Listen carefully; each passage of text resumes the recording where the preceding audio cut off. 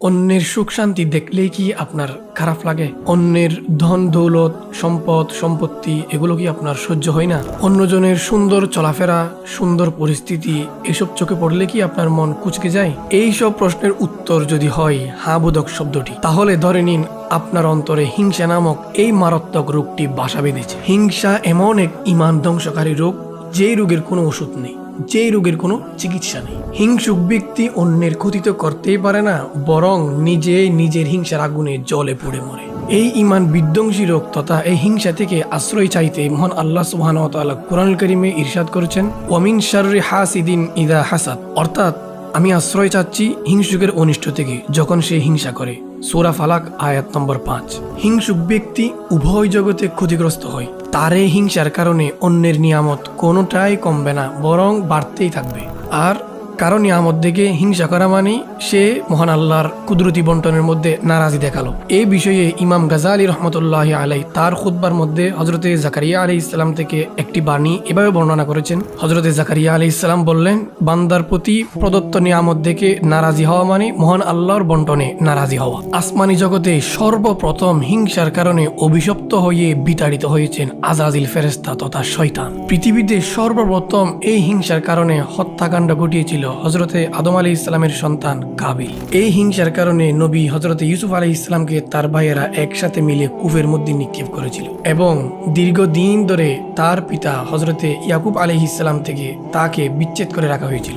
এই হিংসার কারণে নবী হজরতে মূসা আলাইহিস সালামকে ফেরাউন অনেক কষ্ট দিয়েছিল।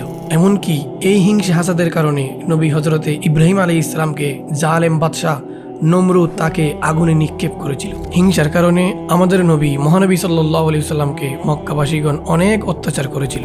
সর্বোপরি এই হিংসার কারণে আজকের পৃথিবীতে এতই অস্থিতিশীল পরিস্থিতি এবং সাথে দাঙ্গা হাঙ্গামা লেগেই আছে। এই হিংসার কারণে মানুষের যাবতীয় ইবাদত বন্দেগী কিন্তু নষ্ট হয়ে যায়। যেমনটি রাসূল পাক সাল্লাল্লাহু আলাইহি ওয়াসাল্লাম হাদিসে পাকে ইরশাদ করছেন, ইয়াকুম ওয়াল হাসাদা ফা ইন্নাল হাসাদা ইয়াকুলুল হাসানাত কামা তাকুলুন নারুল হাতাবা, অর্থাৎ তোমরা হিংসা বিদ্বেষ থেকে বেঁচে থাকো, কেননা হিংসা মানুষের ইবাদতকে এভাবে খেয়ে ফেলে, এভাবে নষ্ট করে ফেলে যেমনিভাবে আগুন কাঠকে জ্বালিয়ে ফেলে। ইমাম গাজালি রহমতুল্লাহি আলাই তার ইহয়া উলুমুদ্দিন নামক কিতাবে একটি ঘটনা এভাবে বর্ণনা করেছেন যে নবী হজরতে মূসা আলাইহিস সালাম একদিন এক ব্যক্তিকে আল্লাহর আরশ আজিমের ছায়ার নিচে দেখে আল্লাহর নিকট আরজ করলেন, ইয়া আল্লাহ, এই ভাগ্যবান ব্যক্তিটিকে তার এত মর্যাদা কিভাবে হলো?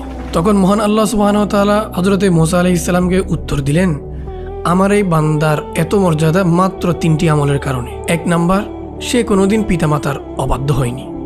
2 নাম্বার, সে কোনোদিন চুগলখড়ি করেনি। 3 এবং সর্বশেষ হলো, সে কোনোদিন কারো প্রতি হিংসা বিদ্বেষ পোষণ করেনি। মিনহাজুল আবেদিন নামক একটি কিতাবে হিংসার বিভিন্ন ক্ষতির দিক বর্ণনা করা হয়েছে, যা বাস্তবের সাথে পুরোপুরি মিলে যায়। তা হলো, প্রথমত হিংসুকের নেক আমলসমূহ নষ্ট হয়ে যায়। দ্বিতীয়ত, হিংসার প্রভাবে হিংসুক ব্যক্তির হৃদয় শক্ত হয়ে যায়। এই হিংসুক ব্যক্তির জন্য সর্বদা অভিশাপ ডেকে আনে। আর তৃতীয়ত এবং সর্বশেষ হলো, হিংসুক ব্যক্তি সর্বদাই টেনশনে ভোগে। হিংসুকের হিংসা দিতে পারে না কোনো মীমাংসা। হিংসুক ব্যক্তি পায় যে নিন্দা, হিংসার কারণে বেড়ে যায় তার দুশ্চিন্তা।